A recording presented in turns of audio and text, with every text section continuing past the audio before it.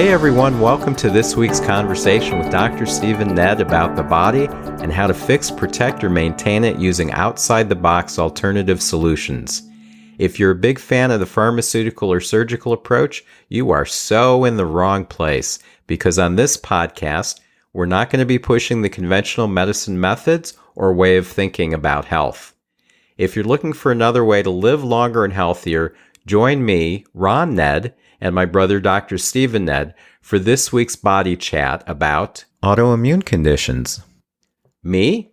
I'm a retired Twin Cities chiropractor currently helping people buy and sell homes in the Tampa Bay and Los Angeles areas. My brother has a thriving chiropractic practice in the Clearwater area of Tampa Bay, Florida. In this podcast, we're going to chat about all sorts of topics related to health, nutrition, exercise, just about everything having to do with the body. You're invited to listen in to our body chat, but don't forget that neither of us is giving you health advice, so don't rush off to do something without either checking with your doctor first or seeing Dr. Stephen Nedd as a patient at his office. Good afternoon, Steve. Good afternoon, Ron. So today we're going to get into something that we brought up in the previous episode that has to do with autoimmune conditions. So what would be a good simple way of explaining what an autoimmune condition is? Well, an autoimmune condition is simply a disorder in which your immune system becomes misdirected or confused, attacking the very cells and organs it was designed to protect. And some autoimmune conditions like type 1 diabetes only involve one organ being attacked, whereas others like lupus involve many areas of the body. And over 23.5 million Americans have autoimmune disorders, and approximately 75% occur in women, most frequently during childbearing years. Okay. So what are some examples of these types of conditions or ones that are thought to be a result of an autoimmune reaction? Well, there's now over 80 autoimmune diseases that have been identified, and 10 of the most common ones include type 1 diabetes, lupus, multiple sclerosis, rheumatoid arthritis, psoriasis, inflammatory bowel disease, which includes Crohn's disease and ulcerative colitis, Graves' disease, which is an overactivity of the thyroid, and Hashimoto's thyroiditis, which is underactivity of the thyroid. Sjogren's syndrome, which is like lupus, it's systemic all over the body, but in particular involves dry eyes and dry mouth. And Addison's disease, which is underactivity of the adrenal glands. Okay. Yeah, so I'd also like to add scleroderma to the list. It's one that we know all too well since our mother suffered from this. It's also known as systemic sclerosis and literally means hardened skin. Right. And then there's fibromyalgia, which is not classified as an autoimmune disease, even though it has similar symptoms and characteristics of some of the autoimmune diseases. However, it often occurs alongside various autoimmune disorders. That's interesting. And some scientists actually believe that chronic fatigue syndrome is an autoimmune disorder, even though its primary origin is from the herpes virus that causes mononucleosis, also known as mono. Okay. And finally, one study showed that long-term exposure of the immune system to the infectious compounds resulting from a tick bite in Lyme disease may induce chronic autoimmune disease too. Okay. So that's the list of different conditions then. Yes. All right. What about HIV? All right. So HIV is a virus, and it can ultimately result in acquired immune deficiency syndrome. And so when your immune system is deficient, that's sort of the opposite of autoimmune. Autoimmune is when your immune system is overactive. And so conditions like that, as well as cancer, are when the immune system is underactive and not doing its job. Okay. So then can you describe what happens in the body when you have an autoimmune reaction? Sure. To help you understand an autoimmune reaction, let's look at a normal immune response. So your immune system normally protects you from diseases as well as germs like viruses and bacteria. And when it senses these foreign invaders, it sends out an army of fighter cells, especially white blood cells and antibodies, to attack them. And normally the immune system can tell the difference between foreign cells or substances and your own cells.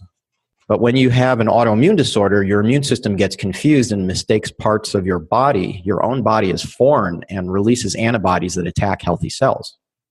So examples of this include psoriasis, in which your body attacks the skin, inflammatory bowel disease, in which it attacks the colon, type 1 diabetes, in which it attacks the pancreas, and lupus, where it can attack your joints, your lungs, your blood cells, your nerves, your kidneys, and your spleen. Okay.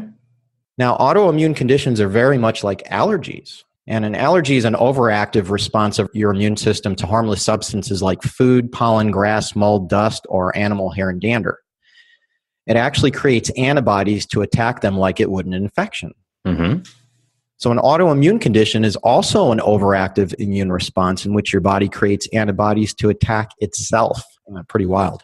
It is. Yeah. So what does established medicine have as their explanation for the cause of an autoimmune condition or an autoimmune reaction? All the medical references that I checked, including Mayo Clinic, Medline Plus, the Merck Manual, and WebMD, say there is no specific cause for these conditions, but there are quite a few theories out there. In addition, there are definite risk factors that increase the chances of developing autoimmune diseases, and I'd like to go over those. All right.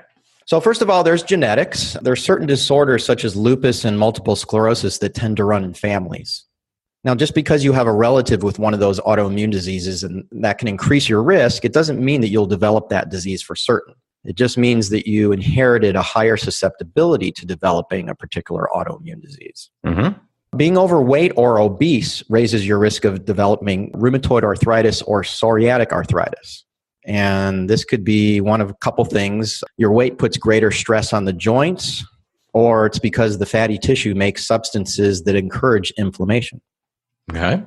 Research has linked smoking to a number of autoimmune diseases, including lupus, rheumatoid arthritis, Graves' disease, and multiple sclerosis. And then certain blood pressure medications or antibiotics can trigger drug-induced lupus, which is often a less severe form of lupus. All right. Yeah, and then statin drugs, which are used to lower cholesterol, can trigger statin-induced myopathy. And myopathy is a rare autoimmune disease that causes muscle weakness. It can also cause a variety of other issues, and we went into great detail on this in our cholesterol podcast. Correct. Yeah. All right. So what are some of the more promising current theories or research as to what's really behind autoimmune reactions? Okay, there's a ton of stuff on this, and I'm looking forward to sharing this because there's some great things here. Okay. First of all, there's a number of studies that have shown that both the number of new cases and overall percentage of people that have autoimmune diseases has gone up significantly, especially over the last 30 years. Mm-hmm. For example, between 2001 and 2009, the incidence of type 1 diabetes increased by 23%, according to the American Diabetes Association. And by the way, the difference between type 1 and type 2 diabetes is type 1 diabetes occurs when the body's own immune system destroys the insulin-producing cells of the pancreas, which makes it an autoimmune disease. Mm-hmm. Whereas in type 2 diabetes, which is the most common form of diabetes, this is where the body either doesn't produce enough insulin or can't use the insulin that is there adequately. Okay. So that's the difference. The fastest growing autoimmune disease is Hashimoto's thyroiditis, which again causes an underactive thyroid, most commonly resulting in hair loss, weight gain, and joint pain. Now, earlier studies have shown that genetics and environmental factors cause autoimmune diseases, but according to Virginia T. Ladd, the president and executive director of the American Autoimmune Related Diseases Association, she explained, and I'm quoting her, "With the rapid increase in autoimmune diseases, it clearly suggests that environmental factors are at play due to the significant increase in these diseases. Genes do not change in such a short period of time." Right. Well, that makes sense. Yeah, so let's look at the various potential environmental causes of autoimmune disorders. Okay. So let's start with diet. The Western diet, also known as the SAD diet, Standard American Diet, which we've discussed on previous podcasts, is absolutely a suspected trigger. So eating high fat, particularly increased amounts of omega-6 fatty acids, high sugar, and highly processed foods is linked to inflammation, which can set off an overactive immune response. Overblown inflammation is a common threat in basically all autoimmune disorders. And a good article on this is published in a prominent medical journal. It's called Role of Western Diet in Inflammatory Autoimmune Diseases. Okay. Now, another interesting theory is called the hygiene hypothesis. And because of the increased risk of vaccines and antiseptics, children today aren't exposed to as many germs as they were in the past. So this lack of exposure could make their immune system overreact to harmless substances. The onslaught of vaccines, especially in the first 2 years of life, is just unbelievable. It's just dozens upon dozens compared to when we were kids. Right. Yeah. Increased exposure to environmental chemicals like herbicides, insecticides, pesticides, solvents, and heavy metals has also been linked to various autoimmune conditions. And, we covered this in more detail in our previous podcast on detoxification. Correct. And this included the chemical glyphosate found in Roundup and Enlist Duo.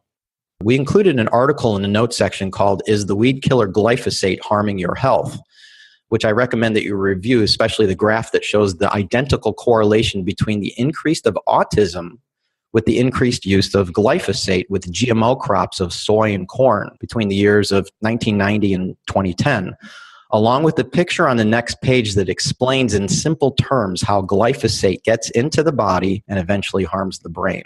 Okay. Now, just this week, while researching this topic, I found another incredible article along these lines that will be included in the notes section of this podcast, and it's called Glyphosate, Pathways to Modern Diseases. It includes that same graph showing the direct correlation of glyphosate and autism, but it also shows many more graphs with shockingly similar correlations with the rising use of glyphosate with U.S. soy and corn crops, and various other diseases, including the autoimmune diseases, diabetes, and inflammatory bowel disease, which again includes ulcerative colitis and Crohn's disease, as well as correlations with Alzheimer's disease and thyroid cancer. Wow. Yeah. And now one more thing on autism. It's not classified as an autoimmune disorder. However, it has an autoimmune connection. What's that? Well, first of all, a Danish study which included nearly 700,000 births over a decade found that if a mother had the autoimmune disease rheumatoid arthritis, this elevated a child's risk of autism by 80%. And they also found that if the mother had celiac disease, which is an inflammatory autoimmune disease triggered by consuming gluten, which is a protein found in wheat and other grains, the risk for autism increased 350%. Okay. Yeah. Now, research also shows that every person with an autoimmune disease has some degree of leaky gut. Mm-hmm. And leaky gut syndrome is a condition in which the lining of the small intestine becomes damaged, which means the tight junctions between your intestines and your bloodstream develop cracks or holes, causing undigested food particles, toxic waste products, and bacteria to leak through the intestines and flood the bloodstream, creating numerous problems and especially inflammation. Mm-hmm. And this is especially true for people with the autoimmune disorders, celiac disease and Crohn's disease. Right. So some factors that can contribute to leaky gut are food sensitivities, nutrient sensitivities, deficiencies in digestive enzymes, the use of certain medications, especially over-the-counter painkillers like aspirin, Aleve, Advil, as well as acid-reducing drugs like Zantac, Prilosec, Nexium, and Protonix, as well as exposure to various environmental toxins and imbalance of your gut bacteria and intestinal infections. So there's a ton of things that can lead to this condition. Right. Well, we can go into that in more detail when we get into the leaky gut episode. Yeah, and we'll also discuss it in the Plant Paradox book in the future. Okay. Yeah. The best explanation that I have found so far about what causes autoimmune disorders goes back to a term that I first heard while attending seminars put on by Dr. Jeffrey Bland, who's considered the father of functional medicine and who I easily consider the greatest nutritional genius I've ever met. Mm-hmm. So he used the term molecular mimicry, which occurs when one molecule mimics another in the way it behaves in the body. Okay. So specifically, it's when the immune system mistakes one substance that it produces antibodies against under normal circumstances, like a bacteria, virus, or a chemical. Mm-hmm. And it produces antibodies against the other thing because it confuses one thing with another. All right. So that would be like guy walks into a bar, woman slaps his face because she thinks he looks like her ex-boyfriend. That's possible. Okay, and he's the substance that is being confused for the other one, and she's the antibody, or at least her slap is. Yeah. So does that kind of give the... It's kind of close, yeah. Okay, good. Yeah. And again, when your body produces antibodies to harmless things that your immune system targets, like food, dust, and pollen, that's an allergy. Mm-hmm. And when your body produces antibodies against its own cells and organs, then that's an autoimmune reaction. Okay. The reason it often does this, again, is due to molecular mimicry, and I'll give a few examples. All right. Type 1 diabetes. There's actually 3 viruses, including an influenza A virus, that are all implicated in the development of it, because there's parts of each of these viruses that look similar enough to the cells of the pancreas that produce insulin that it triggers an autoimmune response in these people. Okay. And then Epstein-Barr virus is associated with multiple sclerosis because it has parts of it that are similar to the outer coverings of our nerves called myelin, which is what the disease attacks. Okay. Very interesting. And then celiac disease is really interesting because it has a triangle of molecular mimicry going on. There's a molecule found in gluten that looks very much like part of the lining of the small intestine, but it also looks very much like a segment of hepatitis C. Yeah. So when people have celiac disease, eating gluten foods, especially wheat germ, rye, barley, bulgur, couscous, farina, and gram flour, can cause the body to attack the cells of the small intestine. And in addition, since part of hepatitis C looks like the same molecule in gluten, it can also trigger an autoimmune response in the small intestine associated with gluten intolerance. Okay. And then to make matters worse, one of the most common medical treatments for hepatitis C is interferon, which can damage the intestinal lining even more. Oh, wow. Yeah, I know. And then finally, you mentioned the other day that the medical doctor that you work with out there in LA stated that today 73% of ALS, which is Lou Gehrig's disease, it's not an autoimmune disease, as well as multiple sclerosis cases are actually one of these conditions. Lyme disease, Epstein-Barr virus, cytomegalovirus, which is similar to Epstein-Barr virus. It's another in the family of herpes viruses. And coccidioidomycosis, which is a serious fungal infection, also known as valley fever, that occurs in the southwest United States, actually out in your neck of the woods, as well as in Mexico, Central America, and South America. Right. Yeah. Yeah, it's an interesting theory. Yeah. So now, what are some of the most promising natural alternative approaches to correcting autoimmune conditions? First of all, it's more important to find out what is underlying these autoimmune conditions and fix that as opposed to treating the various signs, symptoms, and imbalances that they can create. And since we've already established that autoimmune conditions are more so the effect of environmental causes than just simply genetic or hereditary, it's vital to figure out what environmental factors could be behind the various autoimmune conditions. Right. Now, obviously, a look at one's diet is where we should start. And removing foods that are known to cause inflammation is a good start, since the classic sign for all 80-plus autoimmune conditions is inflammation. You can refer to the anti-inflammatory diet that we spoke of and gave a link to in our inflammation podcast. Okay. Also, if you have celiac disease, you would want to remove all foods that contain gluten. And I'd recommend that you purchase and read the book, The Plant Paradox by Dr. Stephen Gundry, and learn more about the foods that can cause autoimmune conditions. Again, we'll be doing an upcoming podcast on this book. Correct. Yeah. That will be the June 27th episode. Cool. And it would also be wise to determine if you have leaky gut syndrome, since, again, I'll repeat that research shows that every person with an autoimmune disease has some degree of leaky gut.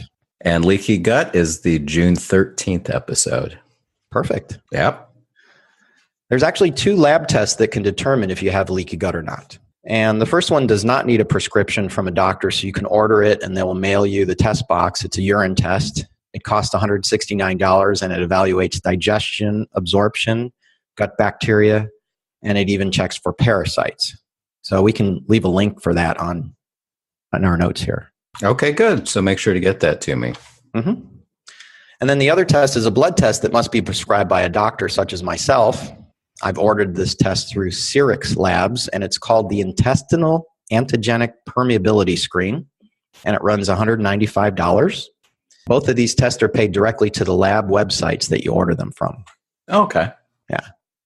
Now, in addition to removing foods, medications, and environmental toxins that can actually be causing leaky gut, I found that drinking organic whole leaf aloe juice, along with taking nutrients like probiotics, and supplements that contain L-glutamine, including Total Leaky Gut by NutriWest, are excellent for treating leaky gut syndrome. All right. And you're going to have a list of these things to be linking to? Sure. Okay, good. I've also had some success with lupus. I learned early on that this condition, which affects many parts of the body, actually involves the lymph gland called the spleen. Mm-hmm. And I've recommended organic spleen glandular supplements for lupus patients, and they've responded very well. By the way, a glandular supplement is actually an extract from the exact same organ that you're trying to help. In other words, if I'm trying to help someone's spleen, I'll recommend that they purchase a supplement with organic spleen from a cow, also known as bovine spleen extract, which can help their spleen heal and function better since the DNA of a cow's organs are upwards of 98% the same as our organs. Didn't know that. Yeah. So by the way, I once had chronic fatigue syndrome, and the one thing that helped me the most in overcoming it was a supplement that had a large amount of adrenal glandular substance in it. Yeah, that would make sense. I also gave the success story in episode 12 on artificial sweeteners about my patient with multiple sclerosis, in which I found that she had a parasite plus the fact that she was exposed to the toxic brain solvents toluene and xylene from mixing household cleaning products. Yeah, you mentioned those in a previous episode. Yeah. So by doing a liver cleanse, a parasite cleanse, and by supplementing with fish oil to rebuild the fatty myelin sheath around her nerves, she responded well enough to quickly get out of her wheelchair and start walking again. That's great. Yeah, so that's a protocol that works great. And of course, the greatest success story of my career that will never be topped is helping our mother prolong her life with scleroderma from the predicted 5 years to 21 years. Wow. Through chiropractic, acupuncture, diet, nutritional supplements, especially high doses of highly absorbable magnesium, and detoxification, including the purification rundown. And cold laser therapy. Exactly. Interesting, because when I was talking to Dr. Plants, we were talking about the fact that I was the one that ended up diagnosing it correctly, even after she'd been in the Cleveland Clinic. And I was telling him about her esophagus, because he had brought that up, that that's a part of the problem, and people will often die because of that, and how she had to go in and have it stretched out with the glass tubes, and that you started doing cold laser, and they were shocked at how it was healing. Anyway, he said now what they're doing, instead of just the glass tubes, is they will inject it with, take a guess. Botox? Yep. That is one of the current modern miracles. Botox for the esophagus. Wow. So yes, and I said that was so. I mean, we already know something that's actually effective that isn't stupid. Right. Which is the cold laser therapy. Exactly. Yep. All right, great. So is there anything else you'd like to say about this topic before we end? Yes. Hopefully in the not too distant future, the companies that have created environmental toxins that are likely underlying a good percentage of not only autoimmune conditions, but many other chronic diseases will be held responsible for these poisons, and laws will be passed that protect us by banning these toxic substances. The government lobbyists and advertising dollars from these companies, including drug companies, chemical companies, and food manufacturers, seem impossible to overcome. But hopefully the tide will turn and more people will demand change thanks to the efforts of many brave and enlightened individuals like Dr. Joseph Mercola, who constantly publishes articles on the harmful effects of drugs and environmental toxins. Tom Brady for speaking out against the soft drink and junk food industry. And Aaron Brockovich, who Julia Roberts won an Academy Award portraying, who's an activist who's still fighting to this day to get the EPA to enforce stricter standards on the cancer-causing agent chromium-6. That was the chemical that she fought against in successfully leading one of the biggest class action lawsuits in American history against Pacific Gas and Electric for them contaminating water with that chemical. Wow. Yeah. All right. Well, this is me holding my breath. Anyway, I don't want to seem too pessimistic because these things can get changed when people become aware of what's going on. But yes, there's lots of money that's tied up in that.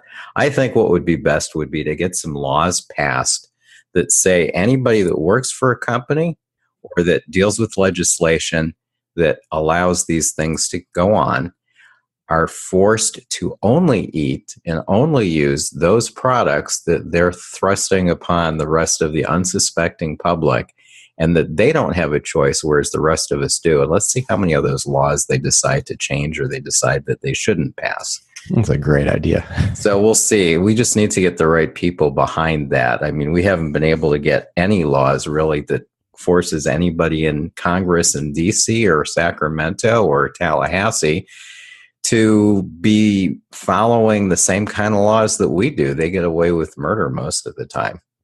So I think that would be the way to push that, is to enforce the laws upon them where they don't have a choice.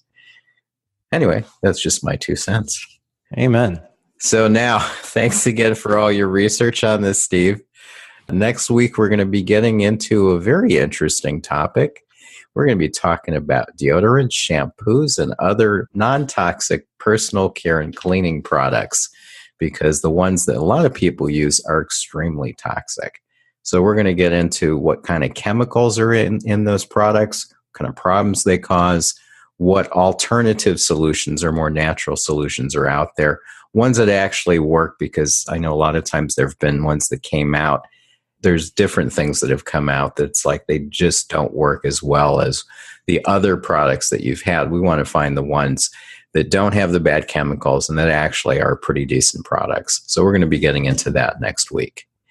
So until then, good luck on the Cavs tomorrow night. They're down 2-1, but they blew them out last night from what I saw. And it's going to be an exciting series. It's not going to be one where you just sit back and get thrilled because they won 3 or 4 in a row. It's like a real battle this time. Yeah, it looks like it's going to go 7. It very well could be. And you'll get your money's worth then. Yep. All right.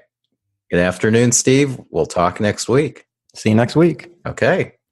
Thanks for joining us this week on the Body Chat Podcast. We both really appreciate your time and your attention.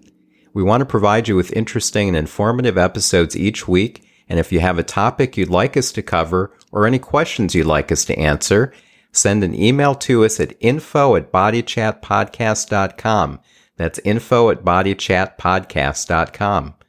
To make sure you don't miss any of our upcoming episodes, subscribe to the Body Chat Podcast now on iTunes, Stitcher, Google Play, or Spotify. See you next week.